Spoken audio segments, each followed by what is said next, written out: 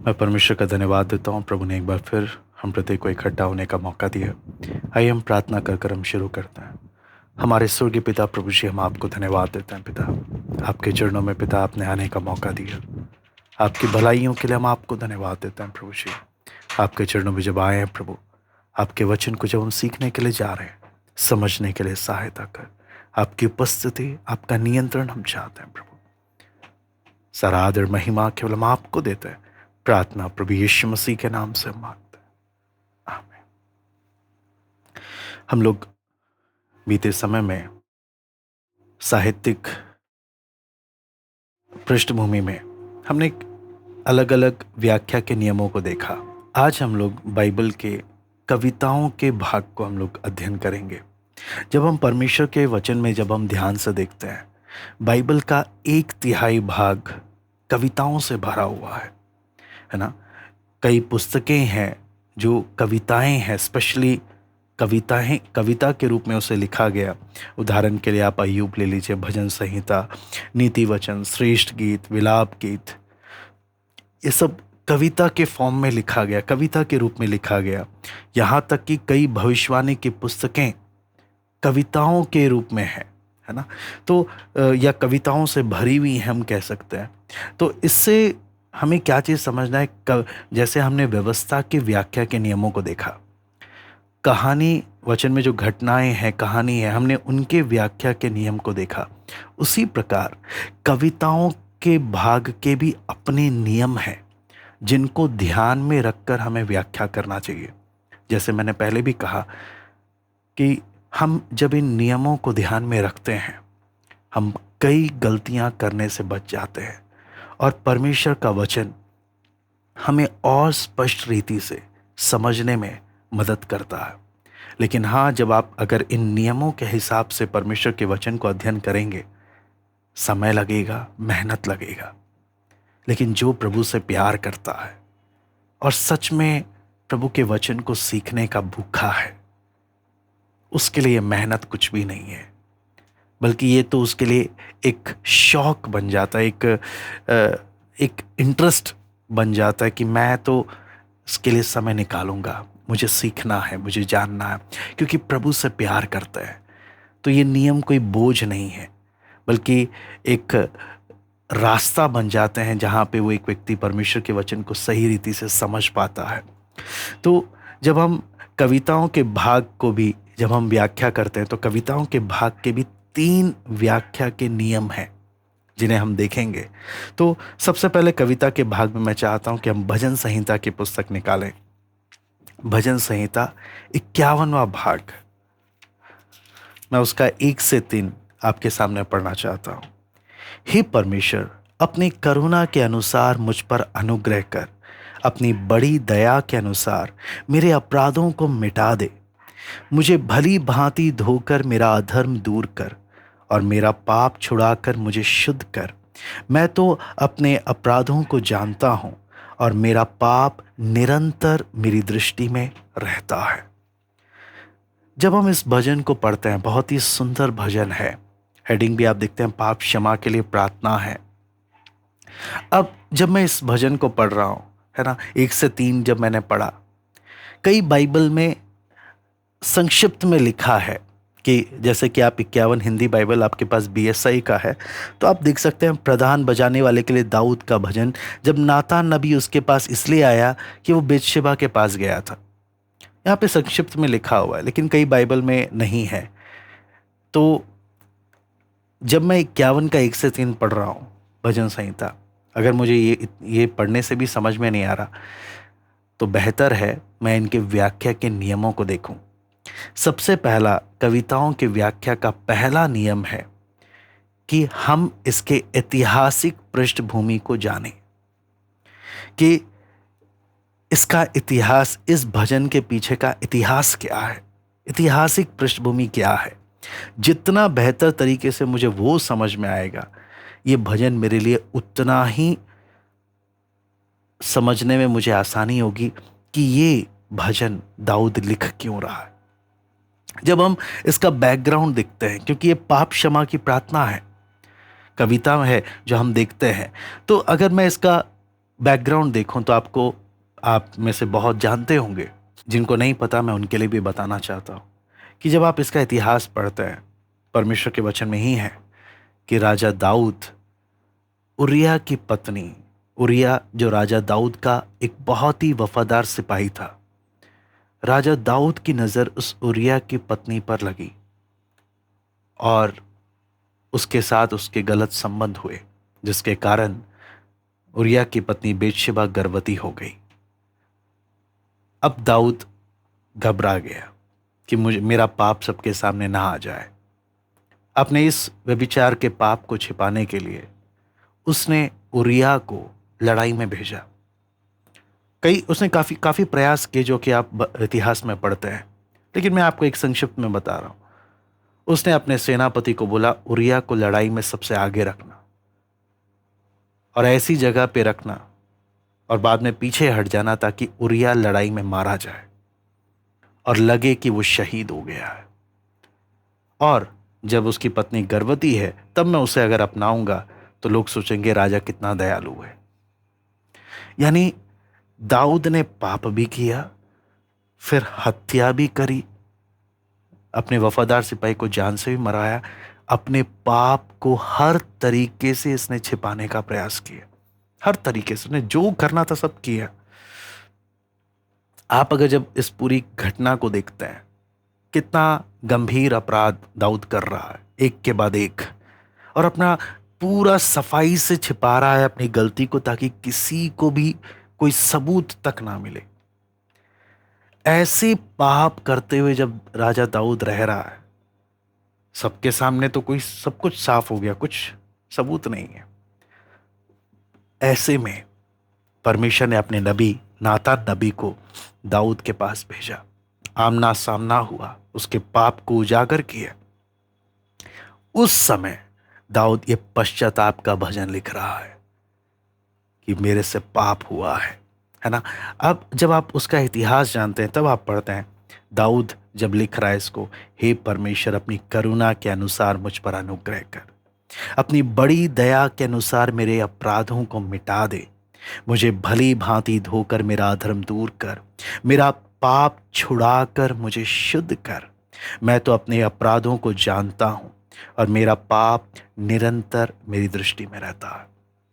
जब आप हिस्ट्री जानते हैं, इतिहास जानते हैं, फिर आपको इस कविता को पढ़ने का आप समझ पाते हैं वो कैसे लिख रहा है, क्या गलती करके लिख रहा है और किस भावना के साथ लिख रहा है, वो क्या महसूस कर रहा है ना। वो सब उस बात को वो समझ पाते हैं, है ना। इसलिए जब हम, सबसे पहला नियम ही ये चीज़ का है कि हम ऐतिहासिक पृष्ठभूमि को, कविताओं के भाग में बहुत ही महत्वपूर्ण हो जाता है कि हम ऐतिहासिक पृष्ठभूमि को ज़रूर देखें कि ऐतिहासिक बात क्या है। सिर्फ इस भजन का नहीं, सारे कविताओं को हमें उस नज़र से देखना चाहिए। आप श्रेष्ठ गीत पढ़ेंगे राजा सुलेमान के बारे में, और आगे जो भी ऐतिहासिक पुस्तक आप कविताएं जो भी पढ़ते हैं, उसका हिस्टोरिकल बैकग्राउंड ज़रूर देखें। दूसरा नियम आता है व्याख्या करने का, कि कविताओं की खासियत है रूपक भाषा का बहुत इस्तेमाल किया गया है, फिगरेटिव लैंग्वेजेस का बहुत यूज़ किया गया है। यानी कुछ शब्द समझाने के लिए इस्तेमाल किए गए हैं, वास्तविक रीति से उसका कोई लेना देना नहीं है, सिर्फ समझाने के लिए कह रहे हैं, है ना, समझाने के लिए। तो कई बार अगर मुझे ये नियम नहीं पता तो मैं कई चीज़ों को लिटरल ले लूँगा, वास्तविक रूप से ले लूँगा, जबकि वो सिर्फ एक रूपक भाषा का इस्तेमाल किया गया। इसीलिए यहाँ पर जब हम देखते हैं, उदाहरण के लिए मैं आपको 51 का 7 जब आप पढ़ते हैं, आप इसको देखें, जुफा से मुझे शुद्ध कर तो मैं पवित्र हो जाऊंगा, मुझे धो और मैं हिम से भी अधिक श्वेत बनूंगा। तो जब हम पढ़ते हैं जुफा से मुझे शुद्ध कर, है ना, जुफा से मुझे शुद्ध कर, जुफा है क्या? अगर आप देखेंगे, ये एक लंबे सरकंडे जैसा पौधा होता है जिसकी झाड़ीदार पत्तियां होती हैं। दूर से देखो एक पेंट ब्रश की तरह लगेगा। और अगर आप इसका भी इतिहास देखेंगे, है ना, क्योंकि दाऊद बोल रहे जुफा से मुझे शुद्ध कर, तो इसका इतिहास आप देखेंगे तो इजराइली लोग जब मिस्र में थे, 10वीं विपत्ति के दौरान परमेश्वर ने जब मौत के दूत को भेजा था यार पहलौठे को मारने के लिए, केवल वही बचेंगे जिनके घर की चौखटों पर खून लगा है। उस समय में इजरायलियों ने परमेश्वर की आज्ञा के अनुसार खून को, है ना, जानवर के खून को क्या किया था, अपने घर की चौखट पे लगाया था, ताकि जिसके चौखट पे, दरवाजे की चौखट पे अगर खून लगा है उस घर को वो छोड़ देगा। तो यानी बलि को देखकर तो उस समय से जुफा परमेश्वर की दया का प्रतीक बन गया था, जो न्याय को हटा देगा, है ना, दया का प्रतीक बन गया।